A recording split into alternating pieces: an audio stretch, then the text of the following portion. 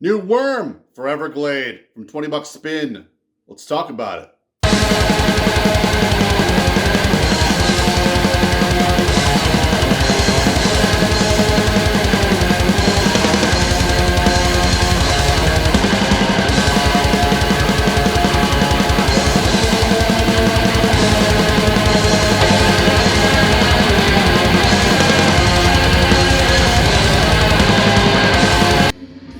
Most of you should already be hip to this band, Worm from Florida.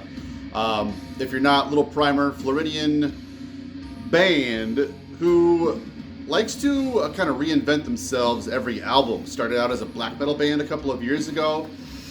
Put out a great release called Gloomlord that was more on the death metal side of things, Black Death.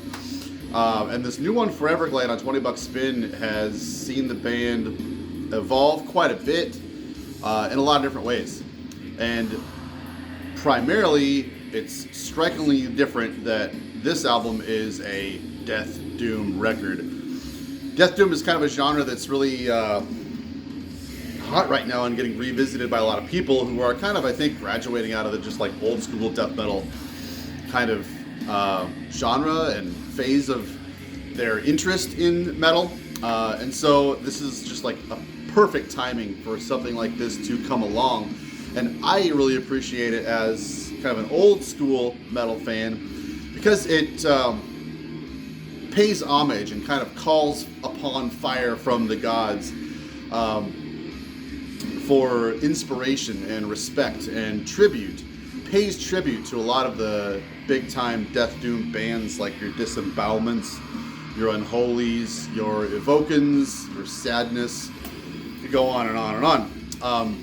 And it harnesses their power and what paths they forged forth in a way that is very familiar to someone like me. But I think where Worm proves a point with Foreverglade is that inspiration doesn't necessarily have to exist. It's not mutually exclusive to the idea of an album or an artist being creative. You can certainly draw inspiration from lots of different artists who have already done some of the things that you are doing in your art and creativity, and you use those to a great effect.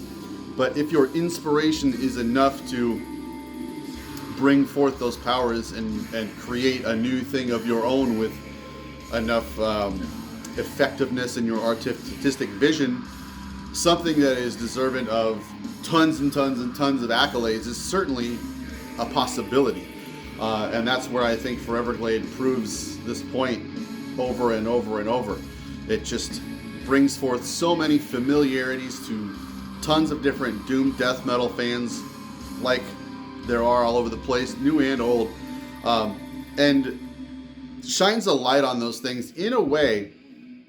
I think I want to pay tribute to Worm in particular by studying the nuances that make those bands special in each their own right. And I think that's where Worm is kind of setting themselves apart from a lot of other just rehashy kind of old school death metal bands and really paying particular attention to the things that made those bands special in their heyday. And I hear those nuances all over the place on Foreverglade. But there's those very familiarities, there's those very easy like disembowelment comparisons that you can make. But there's tons of extra special sprinkles of things all over the place. Things like James Murphy, kind of Jason Becker-ish guitar wails here and there that just make it so alluring. It's such a poetic record. And I think where I find a lot of enjoyment out of a lot of mostly black metal bands for having a lot of like structured composition and like well thought out orchestration and clever composition in bands such as like Obtained Enslavement or Emperor or Satyricon or things like that I think are just like divine compositions. Sometimes I tend to lose interest in bands who don't use that style of songwriting. But on what Worm does well for me is portrays a very chaotic, nightmarish atmosphere that I think what it does for me and why it works so well is that you have these compositions that are kind of unhinged and lack the familiar skeletal system of something that would be more composed. And this, for me, I think portrays a more nightmarish and more kind of feverish, anxiety-inducing soundscape, if you will, because they'll be doing something so alluring. It sounds so alluring because of the production. The tone on this thing is absolutely monstrous and heavy. By the way, that's just what we're listening to back here.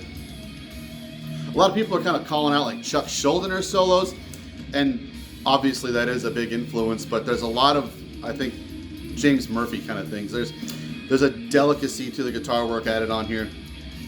I believe this was a session musician that Phantom Slaughter added on to the album. By the way, the drummer is also a session musician, so like the band that he's put together on this record, it has done him a lot of great good, because the musicianship on this record is fucking amazing.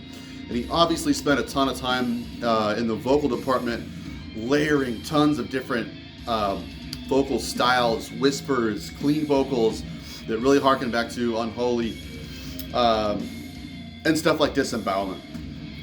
So there's a ton of stuff here going on to just allure you and draw you in because of some great compositions and some great styles and some great ideas.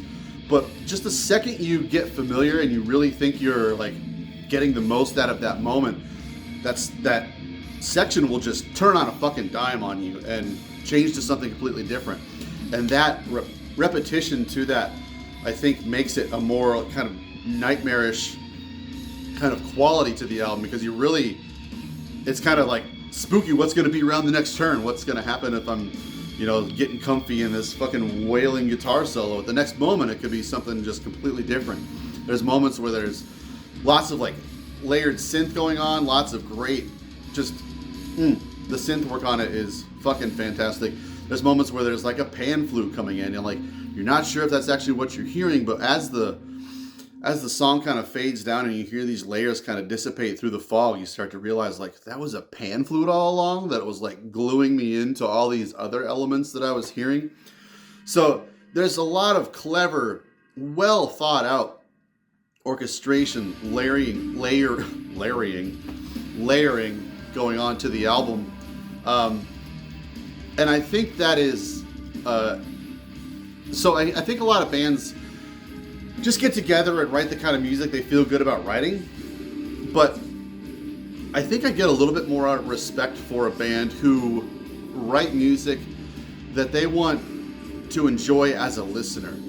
And I know Phantom Slaughter is a devotee of the genre in many ways. I think some artists just, they may have like 100 or 200 albums or something and sure love metal, but like love playing it more than listening to it. I think I get a lot more from an artist who is just an all-out rabid fan like I am.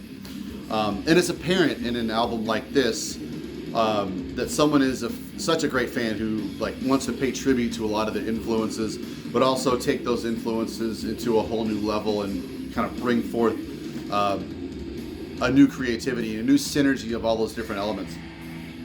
I really hope the drummer sticks with this band because, man, just what a monstrous tone this album has. Let's just talk about the artwork here. Brad Moore. Holy shit. I think this album cover, more than a lot of its contemporaries, seriously portrays that kind of nightmarish, anything could happen at any moment kind of idea that I'm talking about. Look at that. I could just fucking stare at this for days. So, $20 been announced pre-orders for all three formats, maybe a month or two ago or so. And vinyl is on the way in February, pending delays. I hope there aren't any.